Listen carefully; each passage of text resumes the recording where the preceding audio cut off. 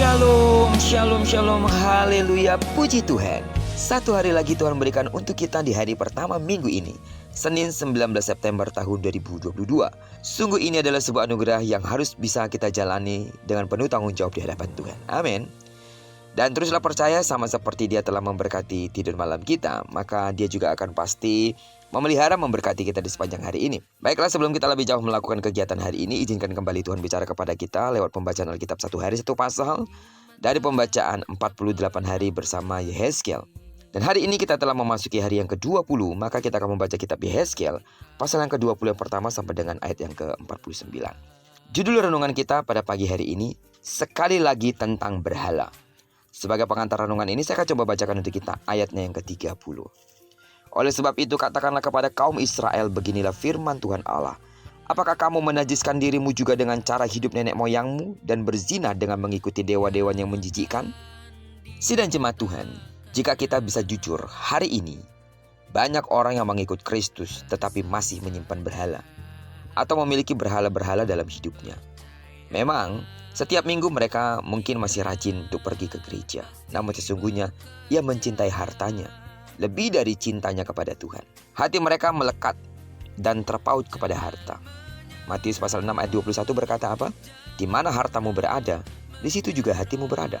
Padahal Alkitab jelas menyatakan, kamu tidak dapat mengabdi kepada Allah dan kepada Mamon. Ada pula mereka yang tampak aktif melayani pekerjaan Tuhan, namun sesungguhnya mereka hanya melakukannya bukan untuk hormat dan kemuliaan nama Tuhan, tetapi untuk dilihat orang, dipuji, dihormati, dan memiliki reputasi baik di mata orang-orang dan di mata sekitarnya. Sesungguhnya mereka telah memberhalakan dirinya sendiri. Bangsa Israel adalah bangsa pilihan Tuhan yang dikuduskan untuk menjadi umat yang beribadah kepadanya. Namun ketika melihat kehidupan bangsa-bangsa lain yang menyembah kepada berhala, mereka pun terpengaruh dan akhirnya hati mereka menjadi bercabang dua, kepada Tuhan dan juga kepada berhala.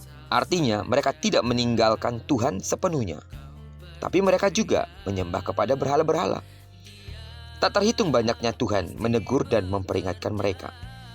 Namun sebentar saja bertobat, tapi kemudian berbalik lagi kepada berhala. Bagaimana rasanya jika orang yang kita kasihi telah mendua hati atau berpaling kepada yang lain? Kita pasti merasa cemburu dan hati ini merasa tersakiti, bukan? Tuhan sangat membenci umatnya yang bercabang dua. Tuhan sangat membenci umatnya yang bercabang hati. Mereka menimbulkan sakit hatiku, kata Tuhan, dengan berhala-berhala mereka. Berhala adalah kejijikan dan kekejian di mata Tuhan, dan Ia memandang umat yang melakukannya sebagai kenajisan. Sidang jemaat Tuhan, berhala-berhala zaman ini memiliki berbagai macam bentuk. Berhala adalah segala hal yang menggeser posisi Tuhan sebagai penguasa hati dan hidup kita. Uang, kekayaan, jabatan, bisnis, bahkan koran, gadget, dan sebagainya dapat menjadi berhala ketika semuanya itu menjadi lebih utama daripada Tuhan dan menyita sebagian besar waktu dalam hidup kita. Dan tidak menutup kemungkinan bisa suami, bisa istri, bisa anak, bisa orang tua, atau siapa saja yang akhirnya menempati posisi paling utama daripada Tuhan di dalam hidup kita. Bukan berarti kita tidak melayani istri, suami, anak-anak, pun orang tua kita. Tapi jika kita menempatkan mereka lebih utama dari segala-galanya, bukankah itu artinya telah menimbulkan cemburu Tuhan? Buatlah Tuhan menjadi satu-satunya, nomor satu di dalam hidup kita. Dia adalah pribadi yang utama dan pertama bagi kita. Amin. Waktu kita harus kita luangkan lebih banyak dengan Tuhan daripada waktu untuk melakukan kegiatan aktivitas kita sehari-hari. Jangan pernah melupakan Tuhan dan jangan pernah menduakan Tuhan. Buang dan singkirkan berhala-berhala yang selama ini menjadi kebencian Tuhan dari dalam hidup kita. Karena dengan demikian, ketika kita menyukakan dan menyenangkan serta mengutamakan Tuhan, bukankah Tuhan sudah pertama kali melakukannya untuk kita dengan mengutamakan keselamatan kita dengan cara mengorbankan dirinya sendiri untuk mati di kayu salib. Mari sidang jemaat Tuhan, utamakan Tuhan di dalam segala sesuatu dan jangan membuat apapun yang ada padamu menjadi berhala, karena itu akan menyakiti hati Tuhan.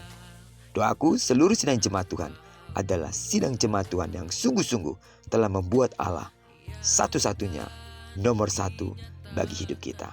Terpujilah nama Tuhan. Diberkatilah kita sepanjang hari ini, digenapi firman yang telah berjanji bahwa apa yang dikerjakan tangan kanan dan tangan kiri kita dibuatnya berhasil, amin. Kemanapun kaki kanan dan kaki kiri kita melangkah, di sana pasti kemuliaan Tuhan akan dinyatakan. Doaku terus bagi seluruh sidang jemaat Tuhan, kasih karunia Allah terus melimpah hidupmu di sepanjang hari ini. Bagi sidang jemaat yang sakit, dengarkanlah bahwa dalam nama Yesus sembuhlah sesuai dengan takaran imanmu. Diberkatilah kita bersama dengan orang-orang yang kita kasihi, serta bersama dengan orang-orang yang kita cintai dimanapun mereka berada. Terpujilah nama Tuhan. Shalom.